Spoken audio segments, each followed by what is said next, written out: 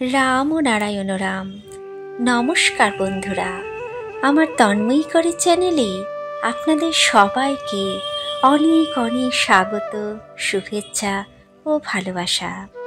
আশা করি শ্রী শ্রী ঠাকুরের কৃপায় আপনারা সবাই খুব ভালো আছেন। আজও আমি আপনাদের শ্রী শ্রী ঠাকুরের কিছু অমৃত বাণী শোনাতে চলে এসেছি। শ্রী শ্রী ঠাকুর বলেছেন, আজ থেকে ৪২ বছর পরে তুমি বুঝবে আমি কে, এবং সেদিন তোমাদের রিপেন্টেন্স হবে। ১৯৫২ সালে পুরীতে অবস্থানকালীন শ্রী শ্রী ঠাকুর সন্তানদের উদ্দেশ্যে এই উক্তি করেছিলেন। সাধু সন্তের মহাসঙ্গমে পুস্তকে উল্লেখিত আদিত্যনাথ বাবার ভবিষ্যৎবাণী অনুযায়ী এবারের যুগপুরুষ পূর্ণ ব্রহ্মরূপে বাংলাদেশে আবির্ভূত হবেন এবং তিনি নিজেকে প্রচ্ছন্ন রাখবেন।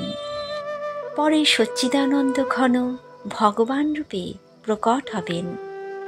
এ কথার সত্যতা মেলে শ্রী শ্রী ঠাকুরের উক্তিতে, শয়তান রূপে প্রচার হব, ভগবান বনে চলে যাব। যেদিন যাব সারা পৃথিবীর মানুষ জানবে যে আকাশের ভগবান মাটিতে নেমেছিল। আমরা জেনেও জানিনি, বুঝেও বুঝিনি, সেদিন তাদের আফসোস হবে। তাই তার সন্তানরাও তাকে বুঝতে পারবে না।